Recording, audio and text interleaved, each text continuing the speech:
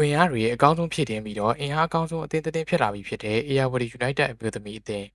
အားလုံးပဲမင်္ဂလာပါခင်ဗျာကျွန်တော်တို့ရဲ့ Sport Galaxy မြန်မာ Channel ကနေပြန်လည်ကြိုဆိုလိုက်ပါတယ်မြန်မာအမျိုးသမီးကလပ်အသင်းဖြစ်တဲ့ AR United အသင်းကတော့ ISB ရဲ့အသင်းကိုအားကျမခံဘဲနဲ့ကြာရှိတဲ့ရာသီဘက်ကိုအကောင်းဆုံးလူစီရင်ဖြစ်တင်ပြီးတော့ကစားဖို့ပြင်ဆင်နေပါပြီ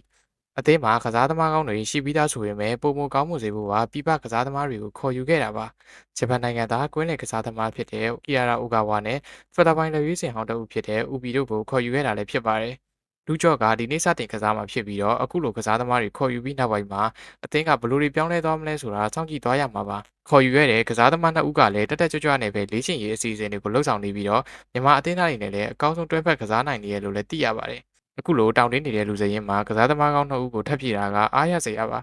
ဒါအပြင်အသင်းကပြောင်းမယ်လို့လည်းသတင်းတွေစတိုက်ကြားနေရတဲ့လက်ရွေးစင်ကစားသမားနော်ထထဝေကလည်းအသင်းမှာဆက်ရှိနေမယ်ဆိုတာသိကြသွားပါပြီဒါကြောင့်ကွင်းလယ်အတွဲဆိုရင်ဖြူဖြူဝင်နော်ထထဝေရှေ့မှာခေါ်ယူထားခဲ့တဲ့ဂျပန်ကစားသမားကီယာရာအိုဂါဝါကကွင်းလယ်တိုက်စစ်ကစားပြီးတော့အတောင်တင်းဆုံးဆိုတဲ့ကွင်းလယ်စုဖွဲ့မှုတစ်ခုတောင်ဖြစ်လာနိုင်ပါတယ်။နောက်ပိုင်းမှာလည်းဖိလစ်ပိုင်ကစားသမားဦးဝီရှိတဲ့အတွက်အများကြီးစိတ်ပူနေစရာမလိုပါဘူး။ဒီနှစ်မှာတော့ ISB ရဲ့အသင်းစီကဖလားကိုမရမကပြန်ပြီးတော့လူယူမဲ့အနေအထားမှာရှိနေပါတယ်။အယုသမီလိအတွက်အပြောင်းအရွှေ့ဈေးကွက်ကိုတော့ဖွင့်လှစ်ထားဆဲဖြစ်ပြီးတော့အခုလိုအေယာဝတီအသင်းက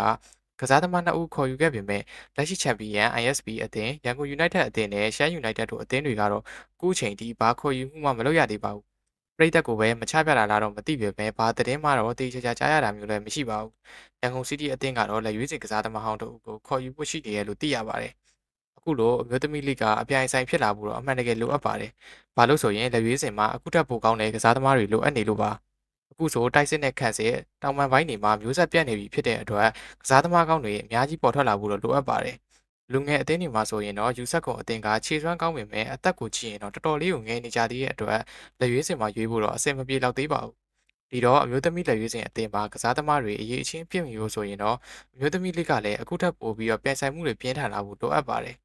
ဒီတော့အသင်းတွေအခုလိုအပြိုင်ဆိုင်ဖြစ်လာတာကအရေးကြီးတဲ့အရာပါထပ်ပြီးတော့ ARD အသင်းလိုမျိုးနောက်ဘယ်အသင်းကနိုင်ငံခြားကစားသမားတွေကိုခေါ်သွားမလဲ